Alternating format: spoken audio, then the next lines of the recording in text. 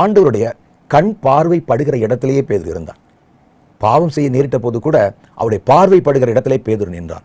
தாவீது அப்படித்தான், பாவம் செய்கிற நிலைமையில கூட கர்த்தருடைய கண் பார்வையிலே, கர்த்தருடைய பார்வை விட்டு விலகவே இல்லை. அவங்க பாருங்கள், இங்கே அவர் பாவம் செய்கிறார், இங்கே பேதுரு விழுந்து போகிறார், கர்த்தர் அவரை திரும்பி பார்க்கிறார். அப்ப அவர் பார்வை படுற இடம் எதுவோ கரெக்டாக போய் உட்கார்ந்துருக்கிறார் பாருங்க இந்த ஆளு. அப்ப நீங்கள் எந்த சூழ்நிலையிலையும் கர்த்தருடைய பார்வை விட்டு மாத்திரம் விலகிறாதீங்க. அந்த பார்வை உங்களோட பேசும், அந்த பார்வை உங்களை திருத்தும்.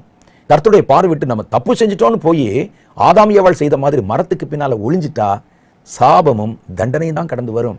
ஆதாம் ஏவாள் என்ன செஞ்சாங்க பாருங்களேன், பாவம் செஞ்சிட்டோம், கர்த்தர் பார்வைப்படுற இடத்துல போய் நில்லுங்க. அவன் கர்த்தர் பார்வைப்படுகிற இடத்துல வந்து நின்றான். அதனால அவரால் திரும்பி பார்க்க முடிந்தது.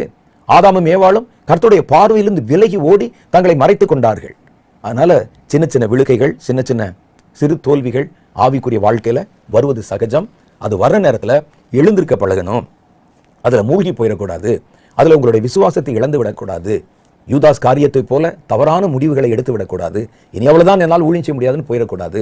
உங்களுக்கு கர்த்தர் இந்த உலகத்துல பல சந்தர்ப்பங்களையும் பல அடுத்தடுத்து நிறைய பல வாய்ப்புகளையும் கர்த்தர் வைத்திருக்கிறார். அப்ப விழுந்தவன் எழுந்திருக்கணும். நான் ஏற்கனவே சொன்னது மறுபடியும் ஞாபகத்தில் வச்சுக்கோங்க.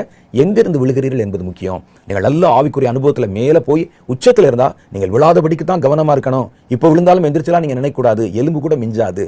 குழந்தை பிராயத்துல 10 தடவை விழுவாங்க பிள்ளைகள், மறுபடியும் எழும்புவதற்கு முயற்சி பண்ணுகிறார்கள். வாலிபர்கள் விழும்பார்கள், சில காலம் அந்த பலவீனத்துல கிடப்பாங்க, மறுபடியும் தங்களை புதுப்பிச்சுக்குவாங்க. எங்கிருந்து விழுகிறோம் என்பது முக்கியம்.